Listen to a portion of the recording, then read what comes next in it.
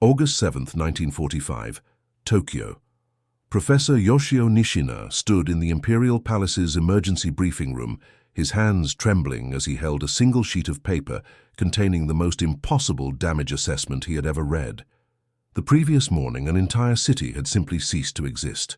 The military officials surrounding him demanded answers, their faces drawn with confusion and barely concealed terror. They believed it was some new type of massive conventional explosive, perhaps thousands of bombs dropped simultaneously. Before we dive into this story, make sure to subscribe to the channel and tell me in the comments where you're watching from. It really helps support the channel. Within 24 hours, Nishina would have to tell these men something that would shatter their understanding of warfare itself.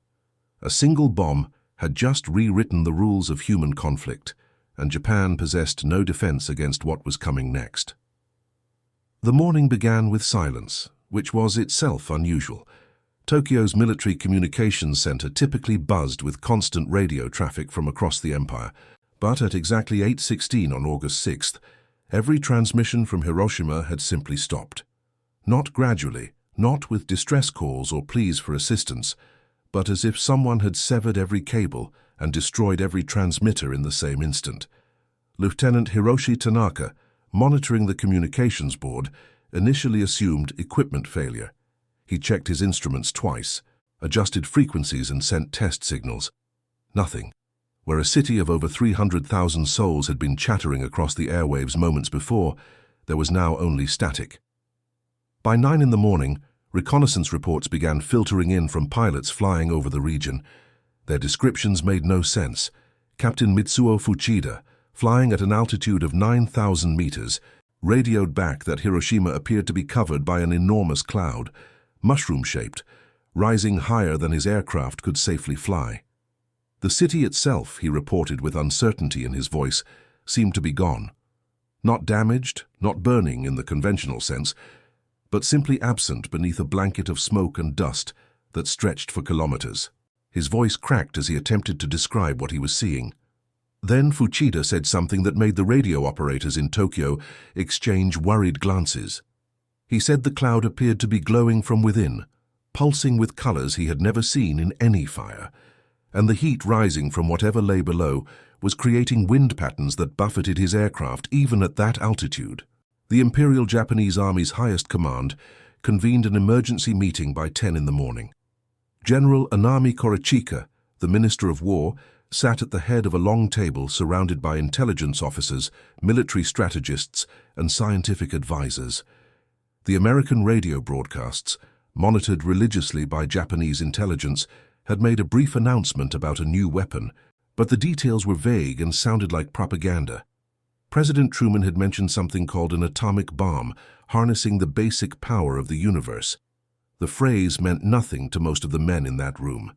They were soldiers, experts in tactics and conventional weaponry, not theoretical physics. General Anami turned to Professor Nishina, who had arrived at the palace within the hour.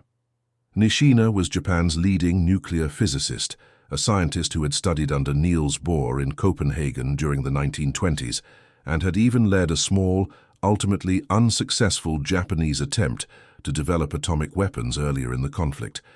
If anyone in Japan could understand what had happened, it would be him. Nishina had brought with him a small team of colleagues, including Dr. Eizo Tajima and Dr. Bunsaku Arakatsu, both specialists in nuclear physics.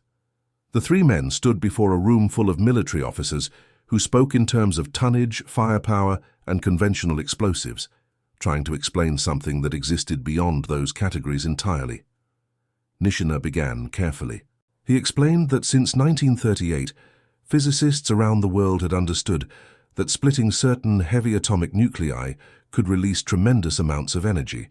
The process, called nuclear fission, had been demonstrated in laboratories with tiny amounts of material, producing heat and radiation measurable only with sensitive instruments. Theoretical calculations suggested that if enough fissionable material could be assembled quickly enough, and if the chain reaction could be sustained for even a fraction of a second, the energy release would equal that of thousands of tons of conventional explosives.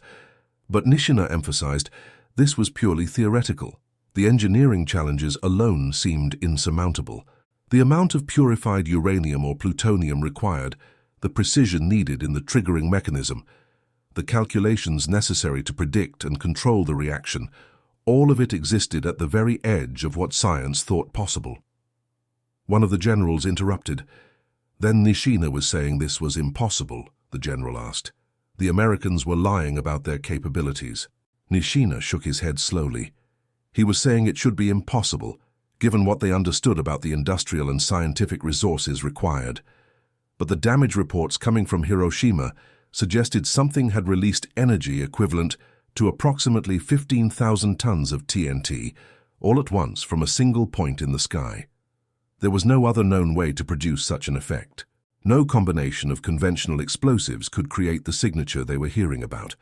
The single blinding flash, the thermal pulse hot enough to ignite fires across an entire city simultaneously, the shock wave traveling at supersonic speeds, the strange after-effects being reported by survivors.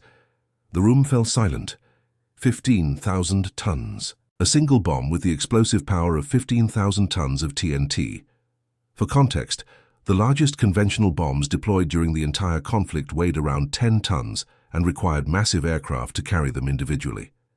This new weapon represented the destructive capacity of 1,500 of those largest bombs, delivered by a single aircraft in a single mission. The mathematical absurdity of it hung in the air like smoke. Dr. Tajima spoke next, his voice quiet but firm. He had been reviewing the preliminary reports from survivors who had managed to reach nearby towns. The descriptions were consistent and deeply disturbing.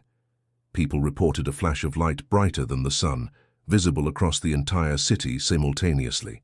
Those who had been looking toward the center of the explosion from kilometers away reported temporary blindness.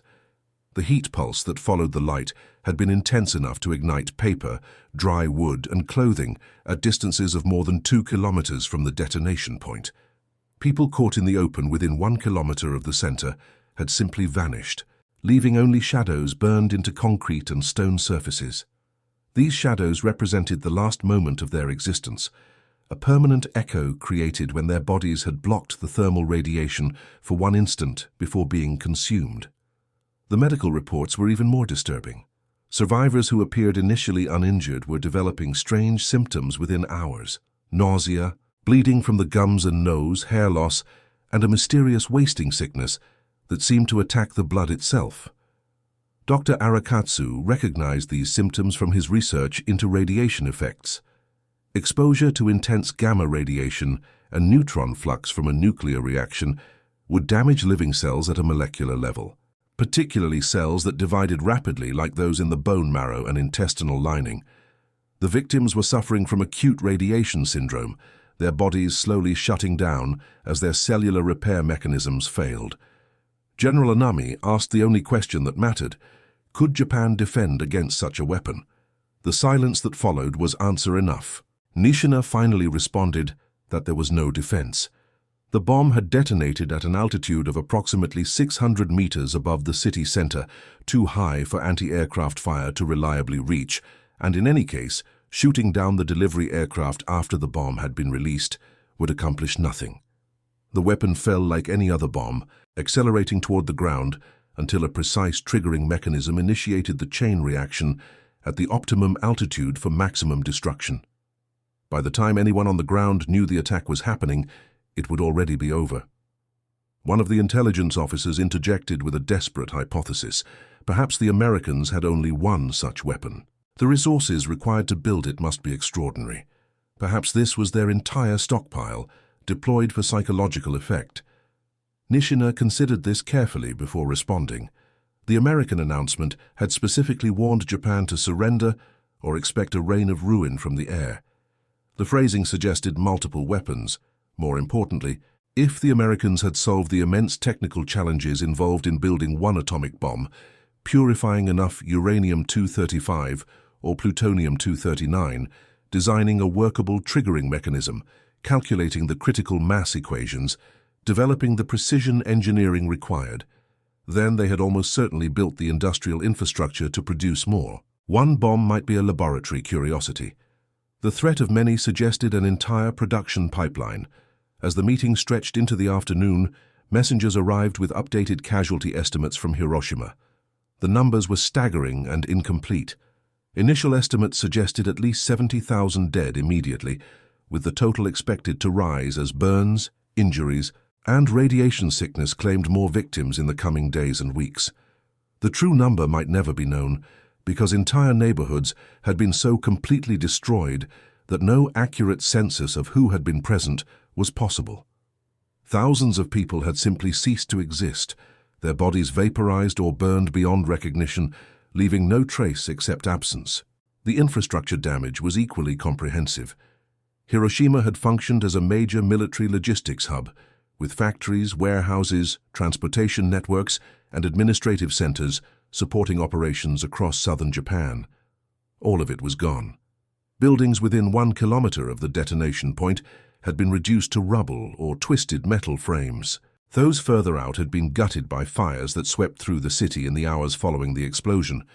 The few structures that remained standing were hollow shells, their interiors consumed and their structural integrity compromised. The city's capacity to contribute to Japan's defensive efforts had been eliminated in seconds. Professor Nishina spent the evening preparing a detailed technical briefing for the Emperor's advisors, knowing that the fate of millions might rest on whether he could make theoretical physics comprehensible to military strategists trained in entirely different ways of thinking about conflict. He began with fundamentals.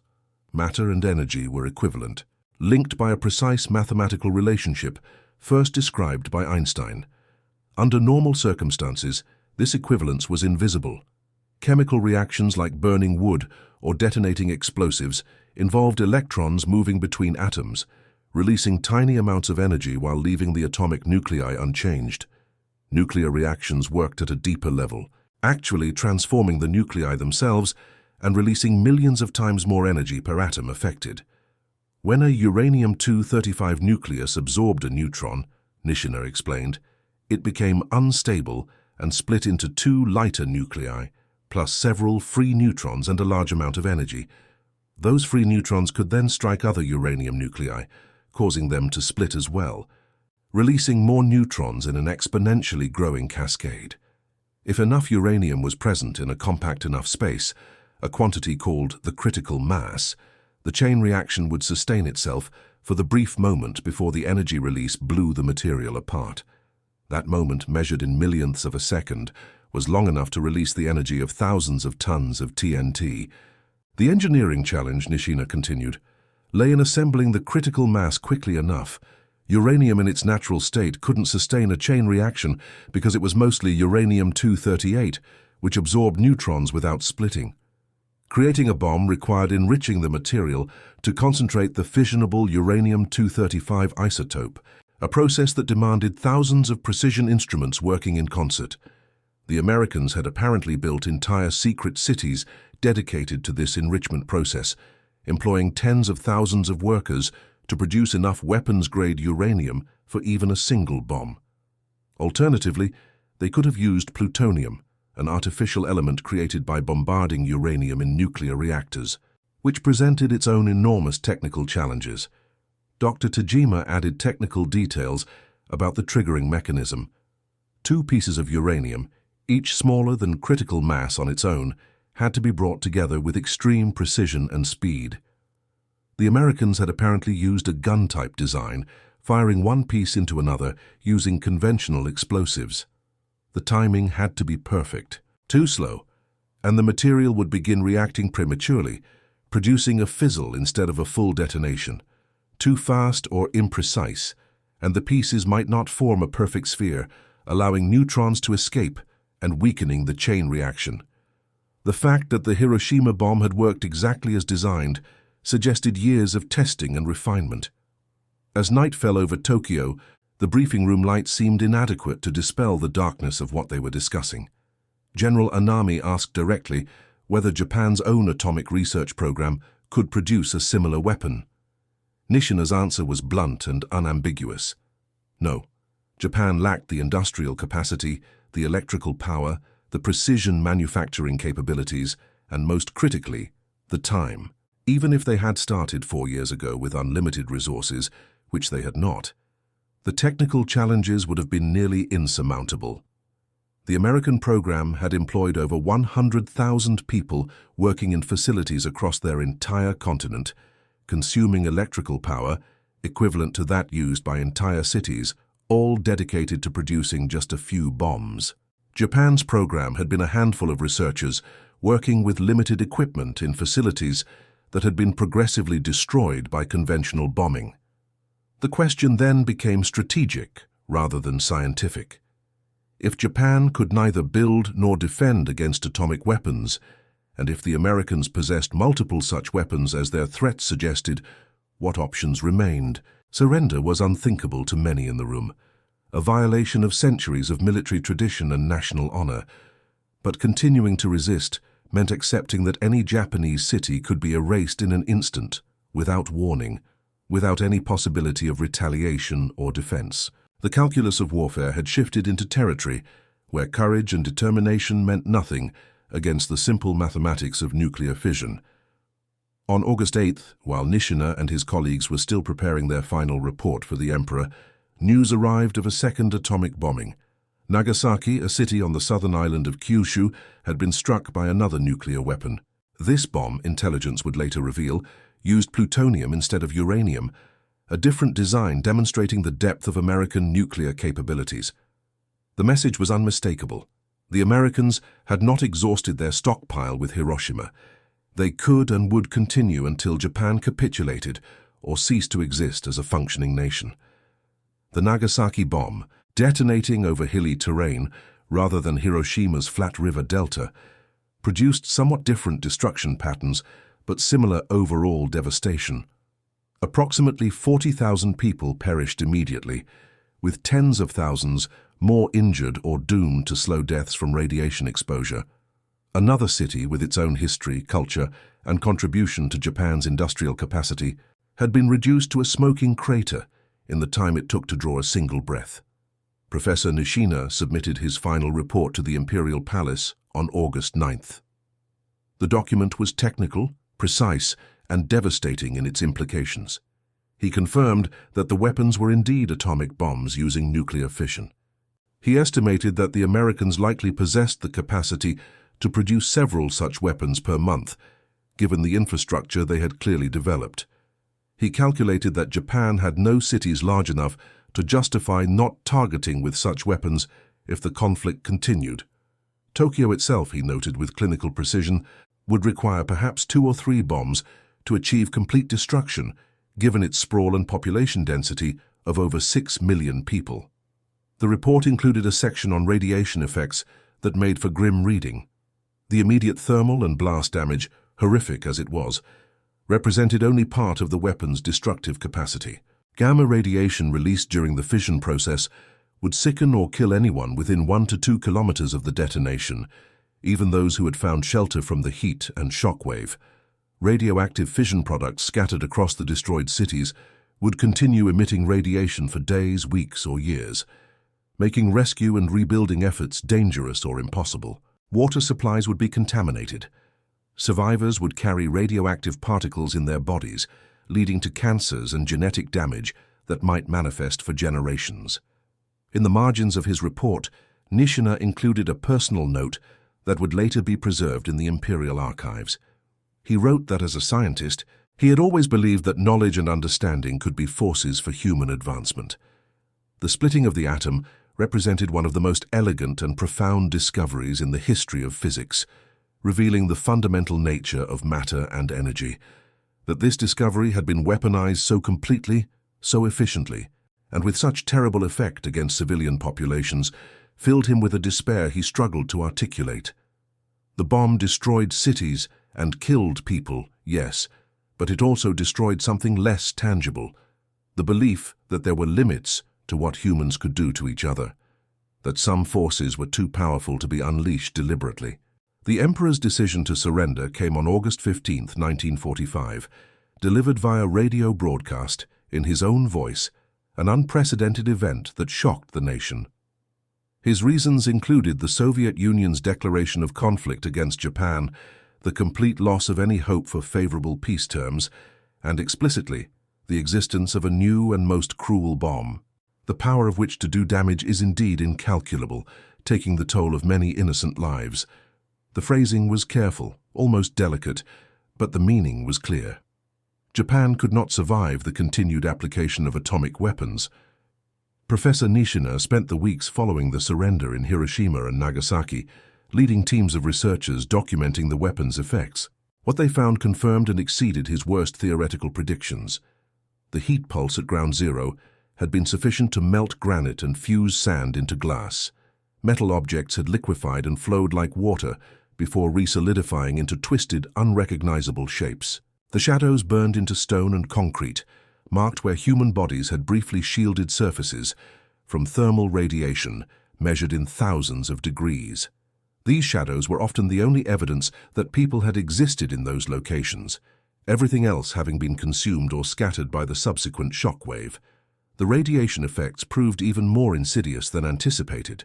Survivors who appeared to be recovering from their burns and injuries would suddenly deteriorate weeks or months later, as their bone marrow failed and their blood could no longer carry oxygen or fight infections. Children who had been in utero during the bombings were born months later with developmental problems, some severe enough to be immediately apparent, others subtle enough to emerge only as they aged. The full scope of the genetic damage would not be understood for generations, but the immediate evidence suggested that the bombs had inflicted wounds that transcended individual victims, affecting bloodlines and futures. Nishina's field reports documented the medical symptoms with scientific precision, but his private journals revealed a man struggling to reconcile what he was witnessing with his lifelong dedication to scientific progress. He had spent decades believing that understanding the universe at its most fundamental level was humanity's highest calling. He had studied the structure of atoms, the behavior of particles, the relationship between matter and energy, all driven by pure intellectual curiosity about how reality worked. Now walking through cities destroyed by the practical application of that knowledge, he found himself questioning whether some discoveries were too dangerous to pursue, whether some knowledge carried responsibilities that humans were not equipped to handle. The American occupation forces arrived in Japan in late August, and among them were teams of scientists sent to assess the bomb damage. Professor Nishina met with several of them, including physicists he had known before the conflict through international scientific conferences. The meetings were awkward, conducted between men who shared a common language of mathematics and physics, but now stood on opposite sides of an unbridgeable moral chasm. The American scientists were curious about Japan's atomic research efforts, surprised to learn how far the Japanese program had advanced despite resource limitations. Nishina answered their questions honestly, seeing no point in secrecy now that the conflict had ended. One American physicist, a man Nishina had studied with in Europe decades earlier, asked him directly what it had felt like to know that his own theoretical work had contributed to weapons that killed his fellow citizens. Nishina considered the question for a long moment before responding. He said that knowledge itself was neutral, neither good nor evil, but that humans were not neutral. They took elegant equations describing the conversion of mass into energy and built machines designed to convert cities into ash. The failure, he believed, was not in the physics, but in the inability of human wisdom and morality to keep pace with human cleverness.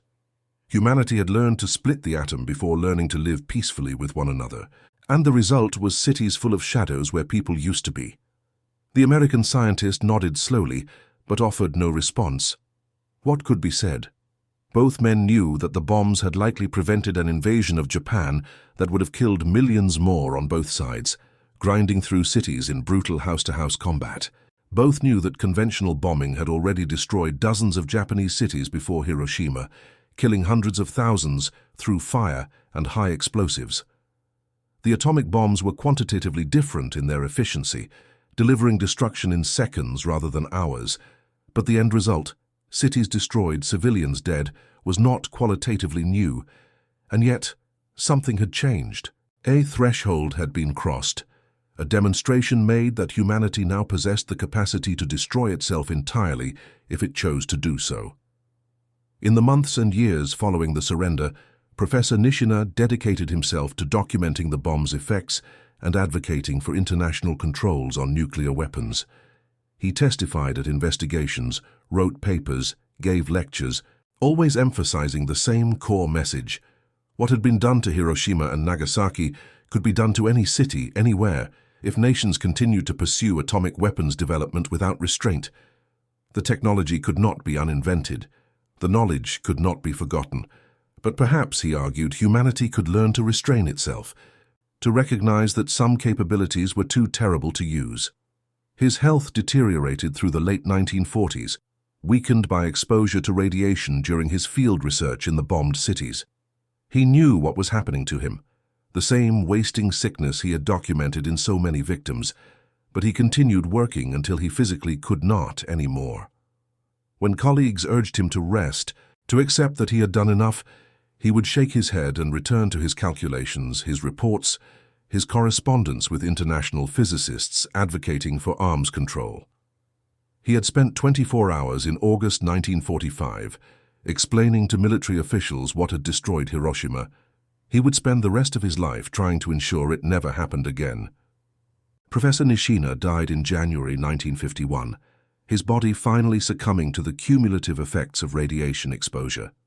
His last published paper, completed just weeks before his death, described the long-term medical consequences observed in atomic bomb survivors and urged the international scientific community to share data openly, transcending national boundaries in the interest of understanding and preventing future nuclear conflicts. The paper ended with a calculation. If atomic weapons continued to be developed at their current pace, within decades, nations would possess enough nuclear firepower to render the entire planet uninhabitable.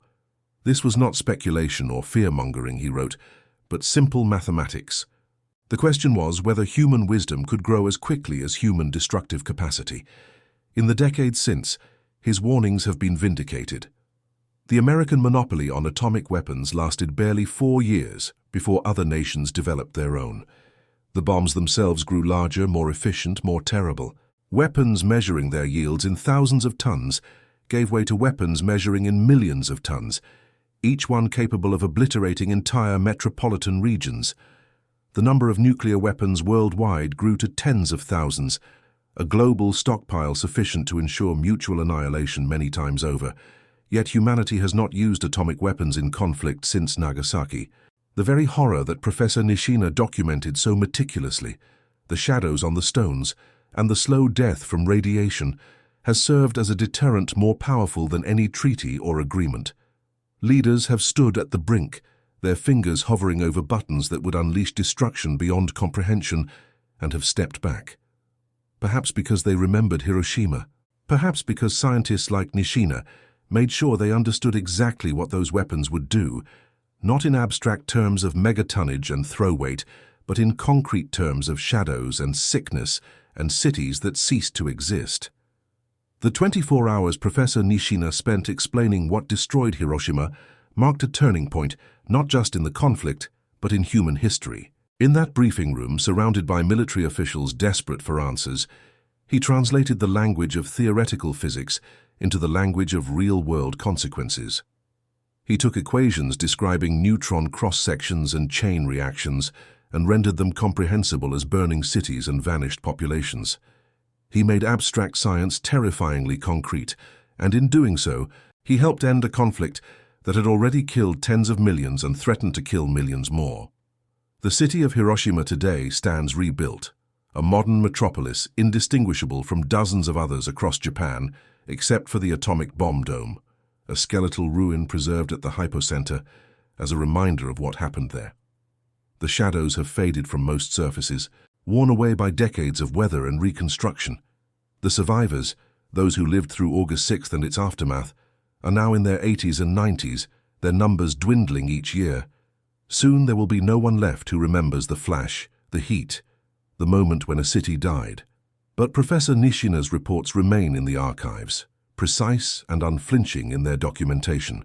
His calculations, his medical studies, his warnings about the proliferation of nuclear weapons all continue to inform policymakers and researchers working to prevent another Hiroshima.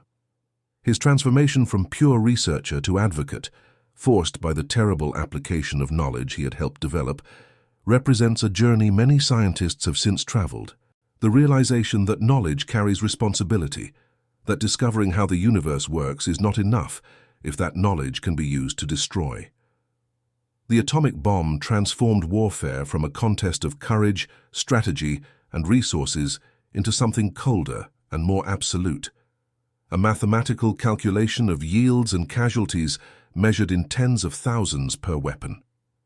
It made obsolete centuries of military thinking about fortifications, army sizes, and tactical advantage. When a single aircraft carrying a single bomb could eliminate a city, traditional concepts of defense became meaningless. This was the reality Professor Nishina had to convey in those crucial 24 hours, that Japan faced not a superior military force that could be matched or defeated through determination, but a fundamental shift in the nature of conflict itself. His audience in that briefing room, trained to think about battles and campaigns, divisions and supply lines, struggled to comprehend warfare at the atomic level. How do you defend against something that travels at the speed of light, that kills through radiation you cannot see or feel, that renders entire cities uninhabitable for generations? The answer, Nishina told them, was that you cannot. The only defense against atomic weapons is not to fight conflicts that invite their use. This lesson, purchased at the price of Hiroshima and Nagasaki, has defined international relations for 80 years, and that concludes our story. If you made it this far, please share your thoughts in the comments. What part of this historical account surprised you most? Don't forget to subscribe for more untold stories from World War II, and check out the video on screen for another incredible tale from history. Until next time.